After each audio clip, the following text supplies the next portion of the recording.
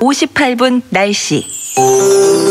모레까지 매서운 추위는 계속되겠고 현재 전라 서해안을 중심으로 대설특보가 발효 중으로 많은 눈이 예상됩니다. 내일부터 모레까지 전국 대체로 맑겠으나 충남과 전라도는 흐리고 눈이 오겠고 제주도는 흐리고 비 또는 눈이 오겠습니다. 충북은 내일 오후까지 가끔 눈이 내리겠고 경기 남부와 경상 서부 내륙은 내일 낮부터 밤사이 눈이 날리겠습니다. 내일 서울의 아침 최저기온은 오늘보다 0.4도 오른 영하 12도로 예상되고 철원 영하 17도, 군산 영하 8도 등 전국의 아침 최저기온 영하 17에서 영하 4도의 분포를 보이겠습니다. 내일 낮 최고기온은 서울이 오늘보다 5.4도 오른 영하 3도로 예상되고 대전 영하 1도, 울산 2도 등 낮 최고기온 영하 5도에서 영상 4도의 분포를 보이겠습니다. 북서쪽에서 찬 공기가 남하하면서 중부지방과 경북 북부 내륙에 한파특보가 발효된 가운데 내일과 모레 아침 기온이 강원 내륙과 산지는 영하 20도 내외, 경기 내륙과 충북 북부, 경북 북부는 영하 15도 내외로 떨어져 매우 춥겠고 낮 기온도 전국 대부분 지역에서 영하권에 머물겠습니다. 또한 바람도 강하게 불어 체감온도는 더욱 낮아 춥겠습니다. 건강관리에 유의하시기 바랍니다. 내일 미세먼지 농도는 전권역 좋음에서 보통으로 예상됩니다. 서울의 현재 기온 영하 12.6도, 습도는 57%, KBS 58분 날씨 이우영입니다.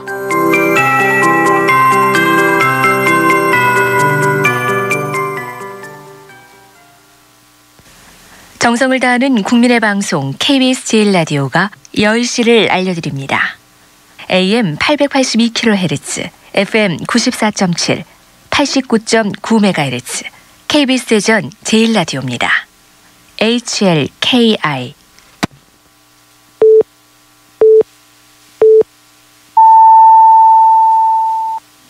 KBS 제일라디오 10시 뉴스입니다.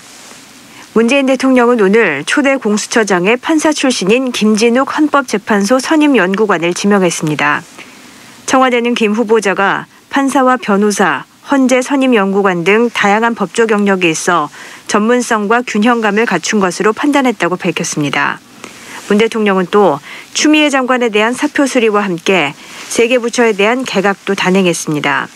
신임 법무부 장관에는 민주당 박범계 의원, 환경부 장관에는 한정혜 의원이 내정됐습니다. 또 국가보훈처장으로는 황기철 전 해군참모총장을 내일자로 임명했습니다. 노영민 대통령 비서실장과 김상조 정책실장, 김종호 민정수석이 오늘 문재인 대통령에게 사의를 표명했습니다. 정만호 국민소통수석은 국정일신의 계기로 삼아주기를 바라는 의미에서 사의를 표명한 것이라며 국가적으로 어려운 시기에 대통령이 백지 위에서 국정 운영을 구성할 수 있도록 물러나겠다는 뜻을 밝혔다고 설명했습니다. 국내 코로나19 신규 확진자가 오늘 0시 기준 1,050명이 늘어 이틀 연속 1,000명대를 기록했습니다. 요양병원과 요양시설 관련 확진자가 증가하면서 사망자는 하루 새 20명이 늘었고 위중증 환자도 2명이 늘어 332명이 됐습니다. 특히 서울 구로구 요양병원 관련 확진자는 190명까지 늘어났고 경기 고양시 요양병원에서도 지금까지 105명이 감염됐습니다. 영국 코로나19 변이 바이러스에 감염된 확진자 2명이 추가로 나왔습니다. 방역당국은 지난 13일 영국에서 입국한 뒤 자가격리를 해오다 사망한 80대 남성이 사후에 변이 바이러스에 감염이 확인됐다고 밝혔습니다. 이 확진자의 가족 3명도 양성 판정을 받아 변이 여부를 확인 중입니다. 영국에서 아랍에미리트를 거쳐 지난 24일에 입국한 20대 여성도 변이 바이러스 감염이 확인됐습니다.